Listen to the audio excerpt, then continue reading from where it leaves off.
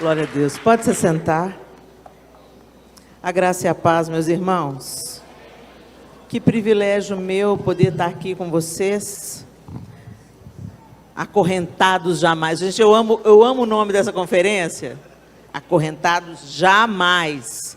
Foi para a liberdade que Cristo nos libertou. Amém?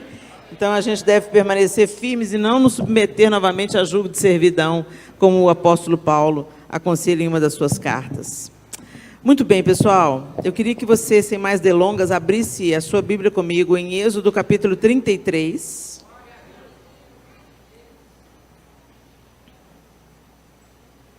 Nós vamos ler a partir do verso 12, eu vou usar a nova Almeida atualizada, a versão, e eu quero só te posicionar onde que a gente está aqui, nesse texto.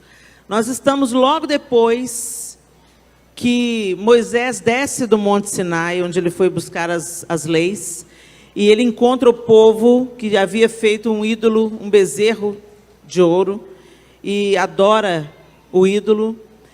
E depois desse episódio lamentável na vida do povo de Israel, o Senhor fala que não irá junto com o povo, porque o povo é um povo obstinado, e queria enviar o anjo dele adiante, na jornada que o povo tinha. E nós vamos ler agora a partir do verso 12. Moisés tinha o hábito de sair a encontrar Deus na tenda do encontro. O povo de Israel saía, ficava na porta da tenda, olhando Moisés se distanciando do acampamento, chegando na tenda do encontro, onde Deus falava com ele, cara a cara, né? Uma coluna de fumaça vinha e Deus falava com Moisés ali na tenda do encontro. E num desses encontros, a partir do verso 12, essa conversa está registrada. Moisés disse ao Senhor: eis que me dizes para conduzir este povo, mas não me disseste quem enviarás comigo. Disseste: eu conheço você pelo nome, você alcançou favor diante de mim. Agora, se alcancei favor diante de ti, peço que me faça saber neste momento o teu caminho, para que eu te conheça e obtenha favor diante de ti. E lembra-te que essa nação é teu povo. Deus respondeu: a minha presença irá com você, e eu lhe darei descanso. Então Moisés disse: se a tua presença não for comigo, não nos faça sair deste lugar. Pois como se poderá saber que alcançamos favor diante de ti, eu e o teu povo? Será que não é o fato de andares conosco, de maneira que somos separados, eu e o teu povo, de todos os povos da terra? Olha que interessante. Deus falou: eu não vou com vocês. Vocês são um povo que, se eu andar no meio de vocês, eu vou destruir vocês.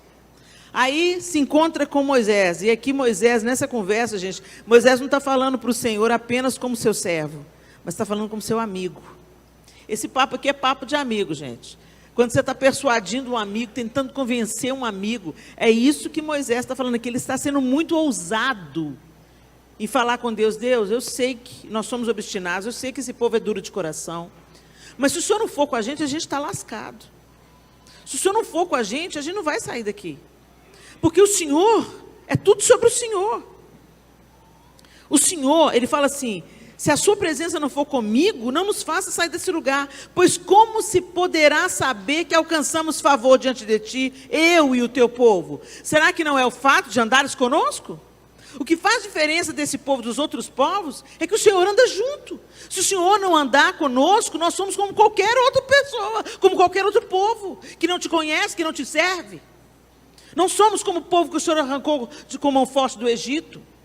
O Senhor executou juízo sobre os deuses egípcios através das pragas. O Senhor nos tira do Egito, nos traz para o Sinai para nos ensinar os seus estatutos. E eu sei, o povo pisou na bola, Senhor.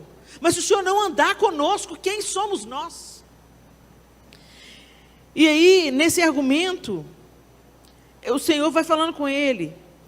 E no verso 17 ele diz: farei também isso que você falou, porque você alcançou favor diante de mim e eu o conheço pelo nome.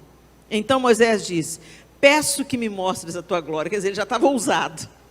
Aí ele deu um passo a mais. Peço que me mostres a tua glória.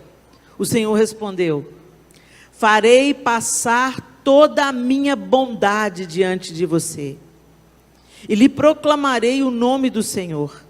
Terei misericórdia de quem eu tiver misericórdia, e me compadecerei de quem eu me compadecer. E acrescentou: você não poderá ver a minha face, porque ninguém verá a minha face e viverá. Disse mais o Senhor: eis aqui um lugar perto de mim, onde você ficará sobre a rocha. Quando a minha glória passar, eu porei você numa fenda da rocha, e o cobrirei com a mão, até que eu tenha passado. Depois, quando eu tirar a mão, você me verá pelas costas, mas a minha face ninguém verá. Gente, isso aqui é muito profundo. É muito profundo o que Deus está fazendo aqui. Vamos entender? Por que você crê em Deus? Como que chegou até você o conhecimento de um Deus criador de todas as coisas? Como que a gente ouviu falar de que um Deus criou todas as coisas e no 7º dia ele descansou? Como é que nós viemos a crer que Jesus é o Filho de Deus que veio para nos reconciliar com Deus, porque nós em nós mesmos não tínhamos condições de caminhar com Deus? Nós sabemos tudo isso através do Pentateuco. Quem escreveu o Pentateuco? Moisés escreveu o Pentateuco.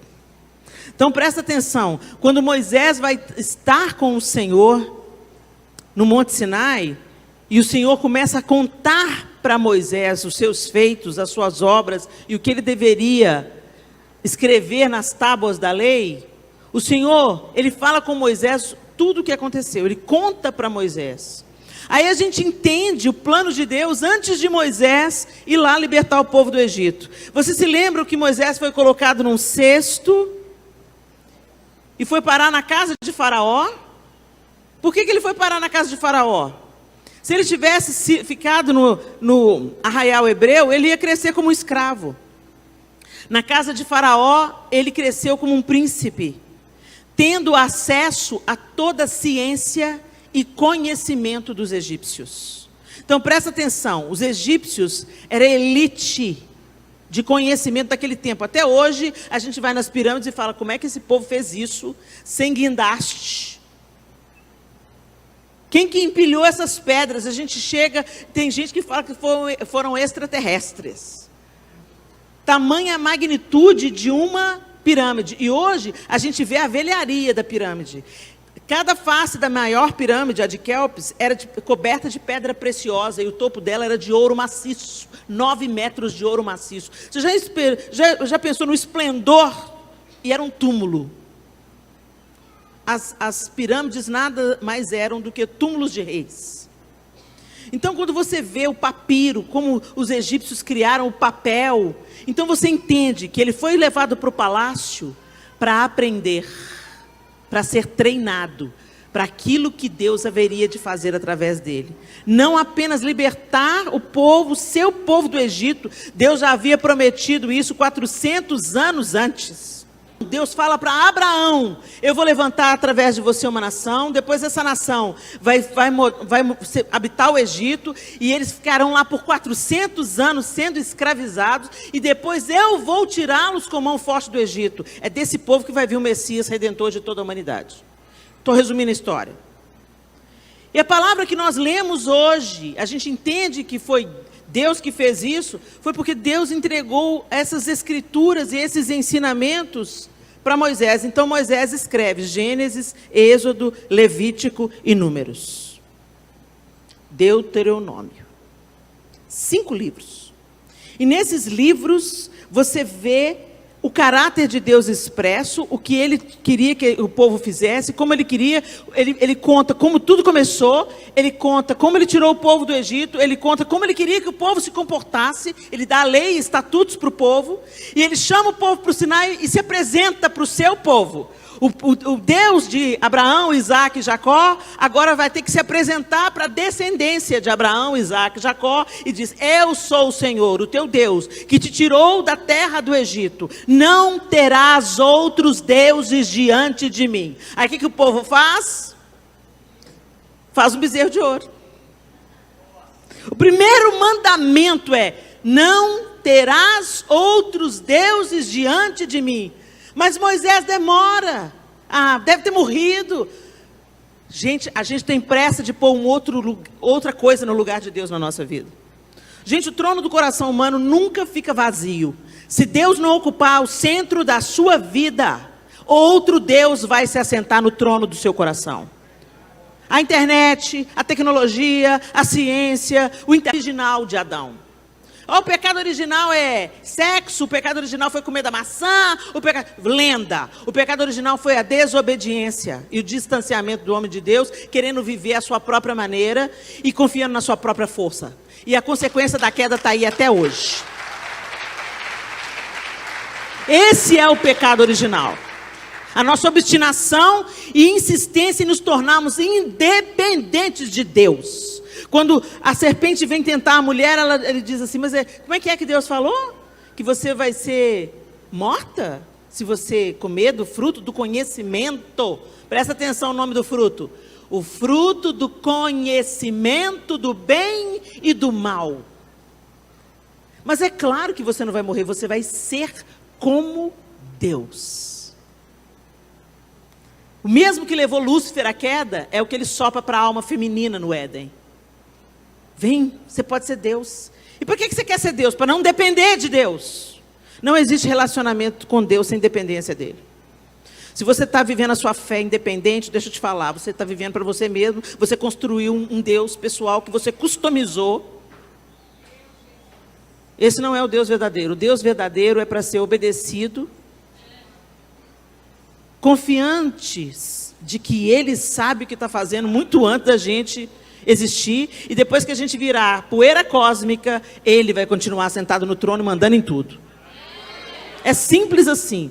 E hoje se fala muito em liberdade, liberdade, liberdade, liberdade. E quanto mais de liberdade a nossa sociedade fala, mais cativa ela está.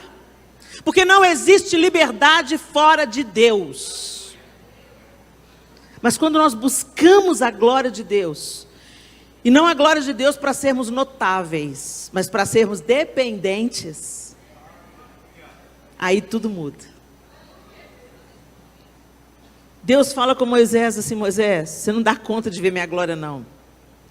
Se você vê a minha face de fato, a sua estrutura de queda, o seu corpo mortal, não tolera o peso da glória. Gente, graças a Deus que o Espírito Santo traduz as nossas orações, né? Que a gente canta: vem com o peso da tua glória, me cobre. Ainda bem que o Espírito Santo vai traduzindo, sabe, Senhor, o que eles estão querendo dizer?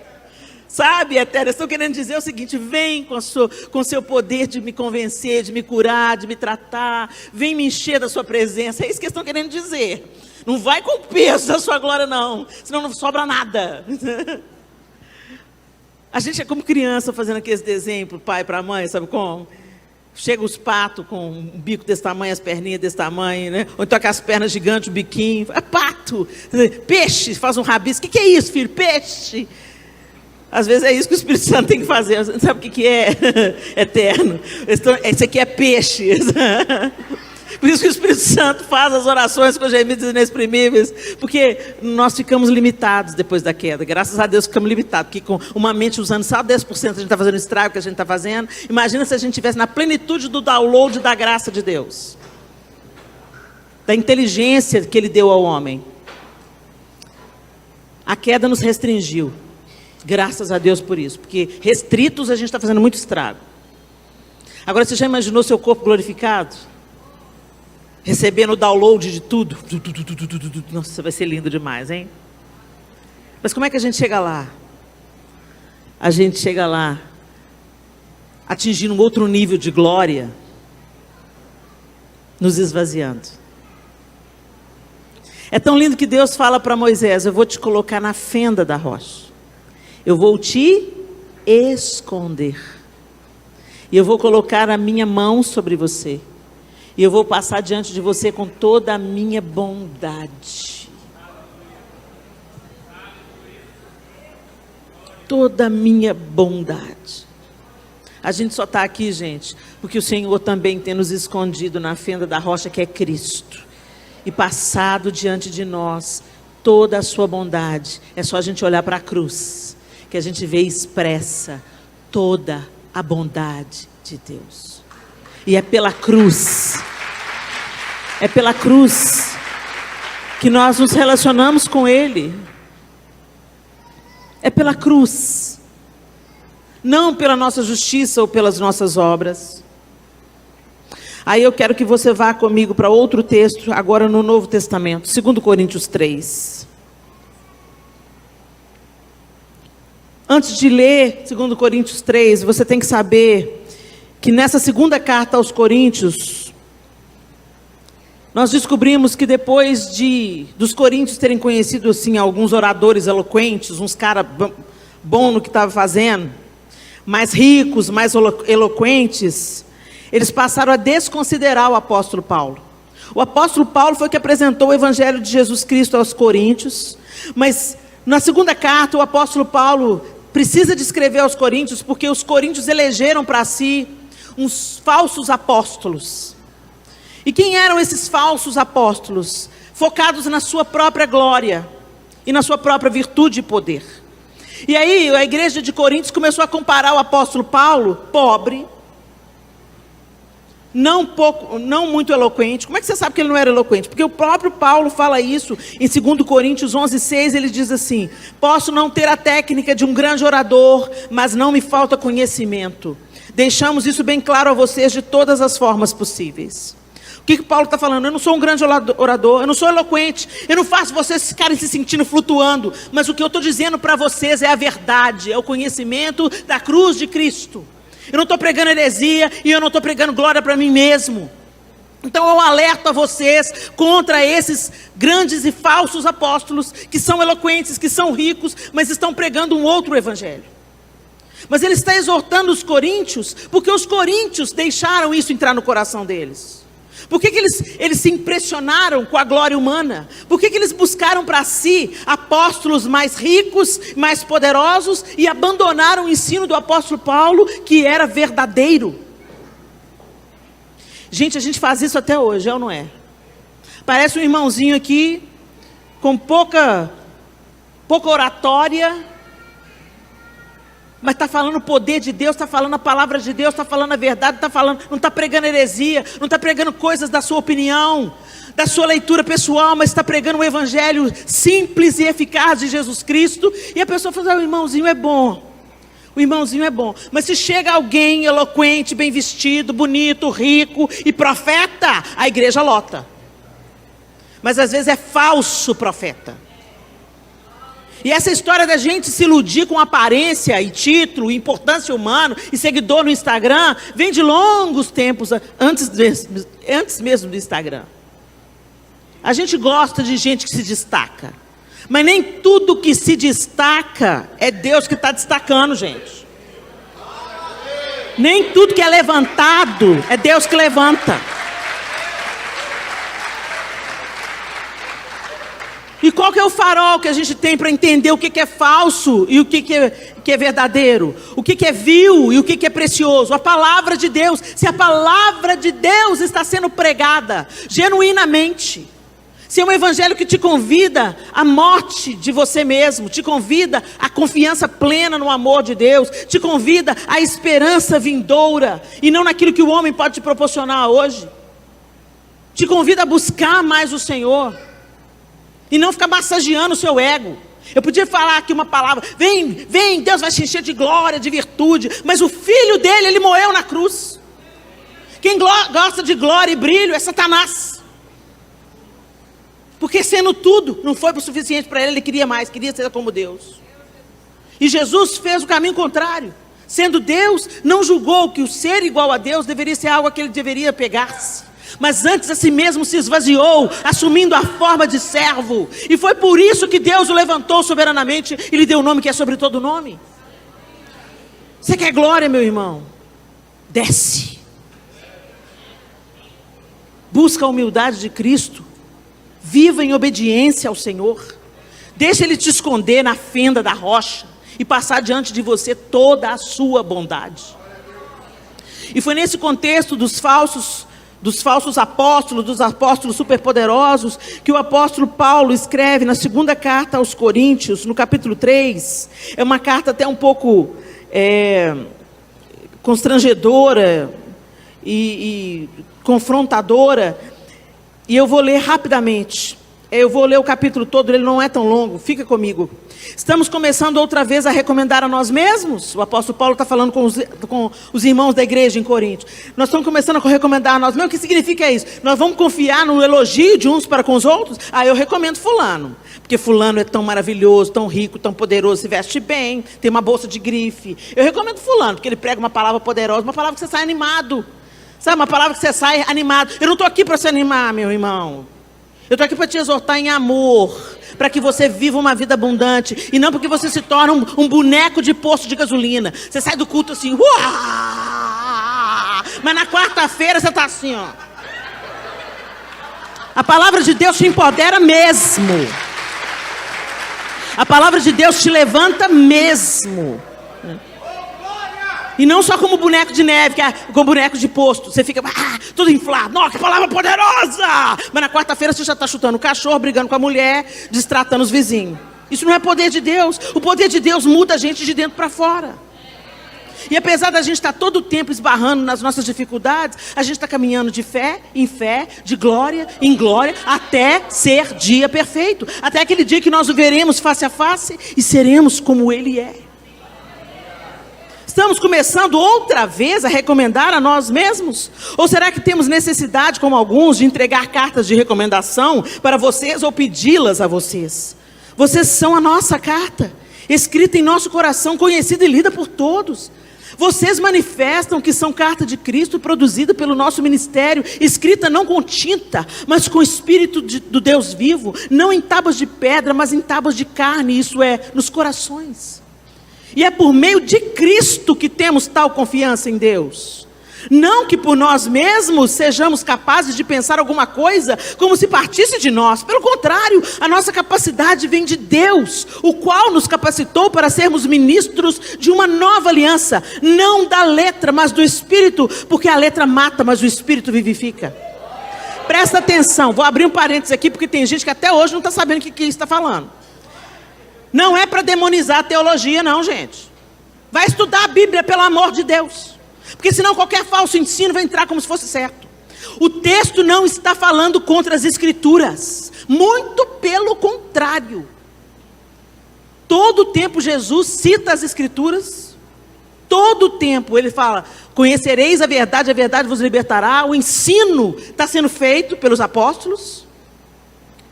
O que o versículo quer dizer? A letra está se referindo à lei. E o que fala a lei mata? Nós não somos capazes de cumprir a lei. A lei veio como um aio, como uma preparação para que nós vivêssemos a plena luz do Espírito em Jesus Cristo. E o Espírito nos capacita a cumprir os mandamentos, a vivermos em santificação. A lei era apenas uma sombra do que haveria se manifestar. Mas nós, por nós mesmos, não conseguimos cumprir a lei. Então, o que a palavra está dizendo? A lei mata, o Espírito vivifica.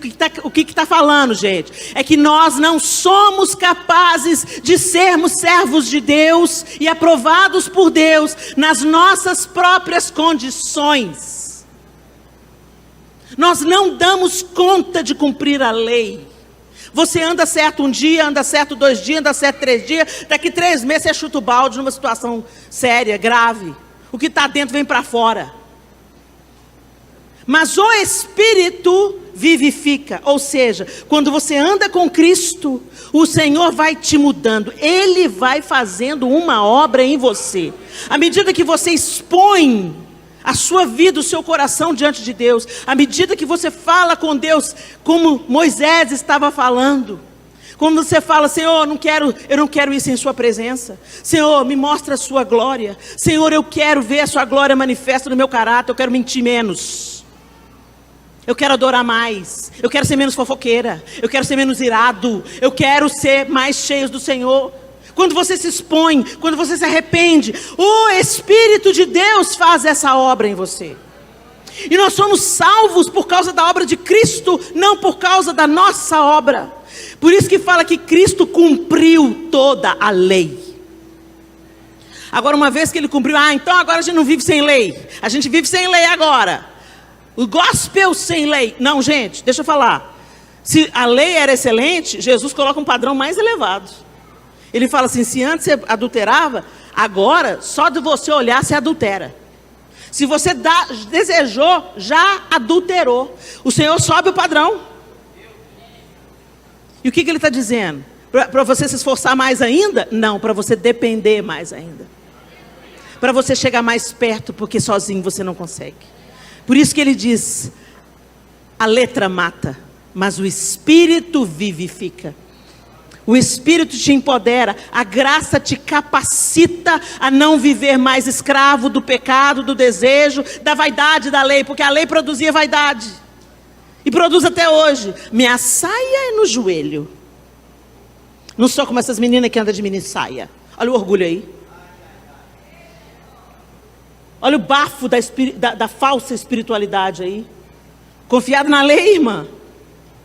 Quanto mais dependemos do Espírito, da obra do Espírito, mais Jesus vai sendo tecido em nós pela obra do Espírito. Vocês entenderam que a gente não tem capacidade?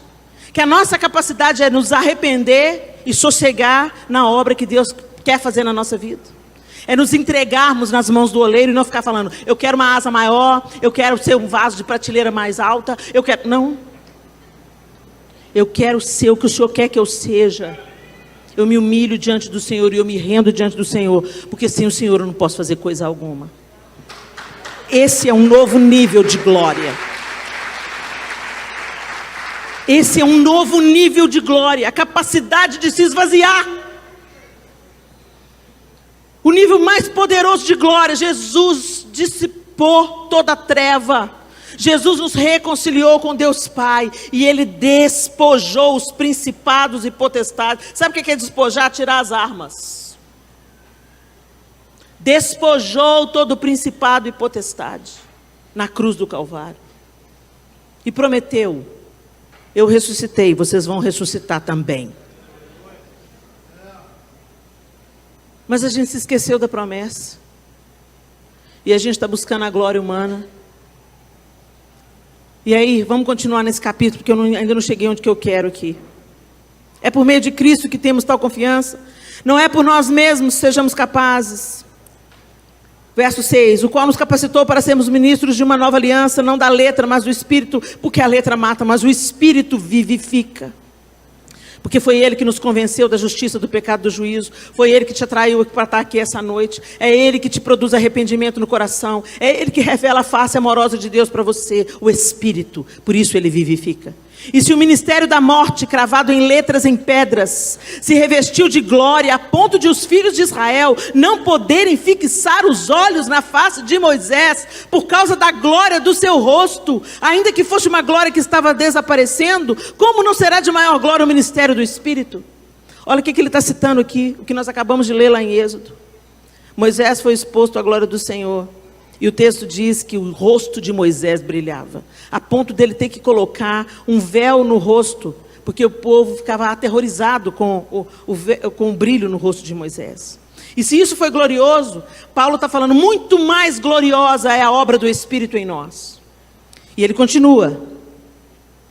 Pois neste particular, verso 10, o que era glorioso já não tem mais glória diante da glória atual, que é muito maior. O brilho que tinha na face de Moisés já não é tão glorioso diante da glória do Espírito que vivifica. É isso que ele está falando aqui. Porque se o que estava desaparecendo teve a sua glória, muito mais glória tem o que é permanente. A glória do rosto de Moisés se ia desvanecendo. Por isso Moisés cobriu o rosto, para que o povo não visse a glória desvanecendo. E nós fazemos a mesma coisa. A gente tem uma capacidade de crescer, mas não tem capacidade de diminuir. Você gosta de ser grande, mas não consegue mais ser pequeno. Se a gente cresceu tanto, a ponto de não querer ser pequeno, tem alguma coisa de muito errado. Porque João Batista, o maior entre os profetas nascidos de mulher, disse que ele cresça e eu diminua. E não somos como Moisés, olha isso. Verso 13, e não somos como Moisés, que punha um véu sobre o rosto para que os filhos de Israel não pudessem fixar os olhos no fim daquilo que estava desaparecendo. Mas a mente deles se endureceu, pois até o dia de hoje o mesmo véu permanece sobre a leitura da antiga aliança. Não foi tirado, pois só em Cristo ele é removido. Mas até hoje, quando Moisés é lido, o véu está posto sobre o coração deles. É o que está acontecendo com o povo judeu até hoje. Eles estão ainda na antiga aliança, eles ainda estão esperando o Messias de Deus, porque eles não conseguem ver a manifestação da glória de Deus em Cristo Jesus. Quando, porém, presta atenção no verso 16, alguém se converte ao Senhor, o véu é tirado. Ora, este Senhor é o Espírito, e onde está o Espírito do Senhor, aí há liberdade, não libertinagem, liberdade. E todos nós com o rosto descoberto, contemplando a glória do Senhor, somos transformados de glória em glória, na sua própria imagem, como pelo Senhor, que é o Espírito. Ao contrário de Moisés, nós somos convidados a deixar a máscara. Nós somos convidados a expor a nossa fragilidade, a nossa fraqueza. A assumirmos o nosso estado de dependência como seres humanos. Nós precisamos de Deus. E nós precisamos de, com o rosto descoberto, sem máscara, sem falsidade, sem espiritualidade fake, sem uma religiosidade mentirosa, sem se sentir melhor do que o outro porque é evangélico. Com o nosso rosto desnudado, eu tenho minhas dificuldades. Hoje eu tive um ataque de nervos. E aí eu fico péssima depois. E eu olho para mim e falo, não acredito que eu ainda estou nesse estágio, Jesus. Não acredito que a minha Eva levantou desse jeito, Senhor. Não acredito que eu estou com essa raiva no meu peito ainda, Senhor. O lado bom disso, eu não tenho do que me envaidecer. Eu não tenho nada do que me gloriar, a não ser na cruz de Cristo, que renova sobre mim sua misericórdia todos os dias. É tudo sobre Ele, a glória é dEle, o poder é dEle, a majestade é dEle. E crescer no nível de glória é nos tornarmos semelhantes a Ele. E no nosso esforço nós não conseguimos, até para isso nós dependemos da obra dEle em nós. Por isso o apóstolo Paulo está dizendo aqui, nós com o rosto descoberto, contemplando a glória. Nosso problema é esse, a gente não contempla. Contemplar é nos aquietar e observar. E como é que você observa a glória de Deus? Você pode fazê-lo pela observação da natureza. Os céus manifestam a glória de Deus, o firmamento anuncia as obras das suas mãos. Quando você olha para um pôr do sol, você fica, uau. Quando você olha para a força das ondas, uau. Tem alguém que coloca limite nessa força, fala, não vai passar daqui não. Uau. Quando você olha um céu estrelado, pensar que Deus conhece cada uma pelo nome. Galáxias e galáxias, uau. Quando você olha para o seu próprio corpo, funcionamento do corpo humano. Uau! Uma mulher gestando um bebê, uma nova vida. Uau! Quando você contempla a palavra. Quando você lê as escrituras, não para dar o check religioso, para você se sentir maior do que o outro. Eu estudo, eu leio a Bíblia. Vamos estudar, gente, é importante a gente estudar. Mas para servir, não para se ver maior do que ninguém. A gente estuda teologia para servir. Servir. Carregar bandeja. A gente é carregador de bandeja. A teologia é uma bandeja. Aqui, ó, comida para vocês. Aqui, ó. Servo, garçom. Teologia faz da gente garçom. Muita gente está invertendo o negócio, a gente se envaidece com conhecimento. se esquece que a gente só tem um cérebro que percebe as coisas pela misericórdia de Deus. E um simples diagnóstico pode mudar a realidade. Você perde o controle até de você mesmo. O Alzheimer está aí para provar que a gente não é nada. O câncer está aí para provar que a gente é pó. Então se apegue, meu irmão e minha irmã, àquilo que é precioso e não àquilo que é vil. Tem uma música do DT que fala assim: Tu és a minha coroa, Tu és a minha herança, Tu és a minha porção, Jesus, Senhor do meu coração. E essa letra, ela fala assim: eu quero seguir os teus passos, eu quero levar a minha cruz, eu quero deixar toda glória e louvor aos seus pés. O brilho desse mundo, toda a glória que ele tem, as tentações das trevas são só ilusão. Todo o poder dos homens, como névoa, passará. Mas a minha vida em ti está escondida. O Senhor é a minha força. O Senhor é a minha vitória. Com o nosso rosto desvendado, nós contemplamos a glória. E o mais lindo fica aí na última frase. Somos transformados de glória em glória na sua própria imagem. Então, o novo nível de glória é nos parecermos mais com Cristo. É sermos mais mansos. Oh, Deus, me ajuda. Mais humildes. Mais servos. Cheios de autoridade, mas conscientes que essa autoridade não vem de nós mesmos. Ela vem de Deus e passa por nós, para a glória de Deus. Feche os seus olhos.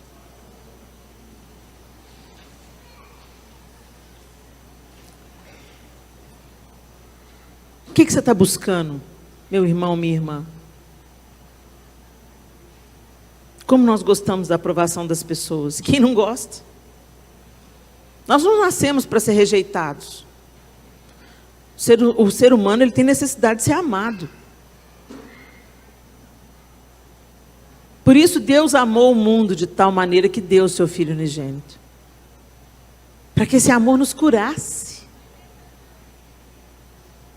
E a gente ocupasse um novo lugar em Deus, como filhos de Deus, assentado com Cristo nas regiões celestiais. Mas a gente não está vivendo isso, gente. A gente vem para a igreja, assume as dinâmicas do grupo social chamado igreja, a igreja visível, mas a gente não entra na igreja invisível, naquela que será arrebatada, na noiva de Cristo. A gente muitas vezes se utiliza da igreja visível para a nossa própria glória. Se utiliza da igreja de Cristo para a nossa própria vantagem. Eu vou na igreja porque a igreja vai me ajudar. Eu vou para a igreja porque a igreja vai resolver o problema do meu filho que é drogado. E isso não está errado, gente. A igreja é um hospital. É para vir mesmo, do jeito que você está. Mas não é para permanecer como você está. É para, à medida que a gente conhece o Evangelho de Jesus, a gente entender que nós precisamos da totalidade de quem Deus é. E a maior necessidade que nós temos é nos tornar parecidos com Jesus. O Espírito Santo nos foi outorgado para formar Jesus em nós, para que todos nós vivêssemos como filhos de Deus. Ah, mas Jesus era Deus, né, Helena? Mas ele venceu o pecado como homem. E se ele venceu como homem, nós podemos vencer também. A gente não está vencendo, porque a gente se apega ao nosso orgulho. A gente se apega ao nosso ego, a gente se apega à nossa preferência, a gente se apega àquilo que os homens valorizam. E aí, é aquela dificuldade para Cristo ser formado em nós. E muitos nem nascem de novo. Ficam na igreja há anos, sem conhecer Cristo. O novo nível de glória é nos tornarmos semelhantes a Cristo. E isso é impossível na força do nosso braço e esforço. Eu vou repetir, Jesus veio porque nós não poderíamos salvar a nós mesmos. A gente tentando acertar, a gente fracassa. A gente tentando fazer o nosso melhor, a gente fracassa.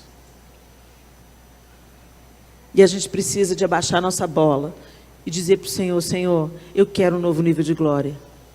Eu quero ser mais parecido com Jesus. Eu preciso ser cristão de verdade.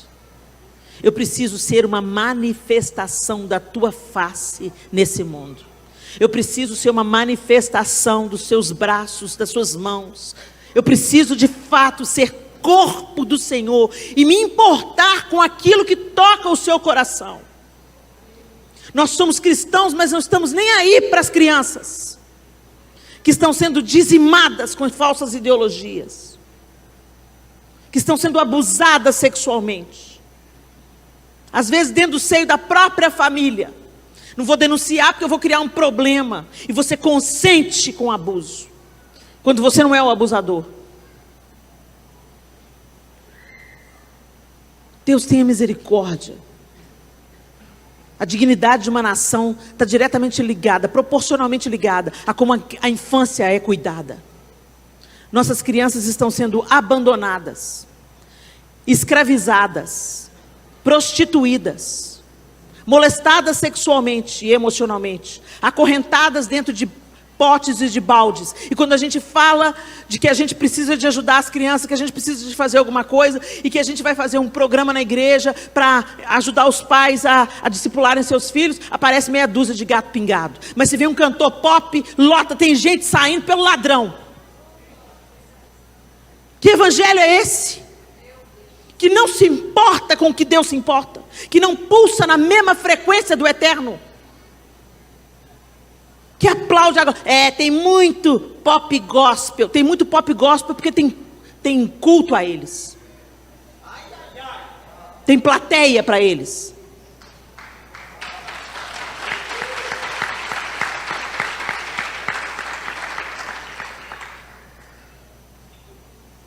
Eu conheço gente séria, que começou bem, que começou com um coração humilde, servo, mas começou a acreditar nos elogios que recebeu. Nossa, Deus te usa, hein? Você é grande na terra, hein? Você é um grande homem de Deus. Você é uma grande mulher de Deus. Grande é o que morreu na cruz. Nós somos todos alunos. Nós somos todos pequenos. Grande é aquele que nos reconciliou com Deus Pai.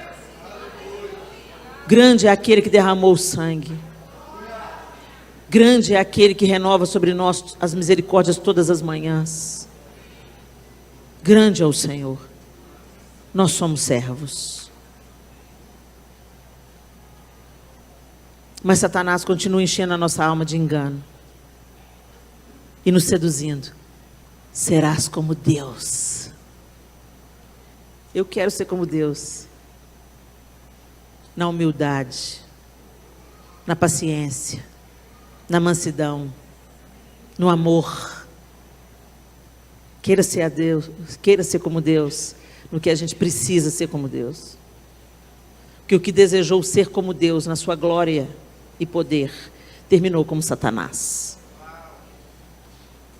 Senhor, nós oramos ao Senhor nessa noite bendita. Foi a sua mão que nos reuniu aqui. E é pela sua misericórdia. A gente pode até pensar que foi convidado, porque alguém pagou, porque a gente escolheu vir. Na verdade, o Senhor nos atraiu e nos reuniu com um propósito que é maior do que qualquer um de nós nessa sala.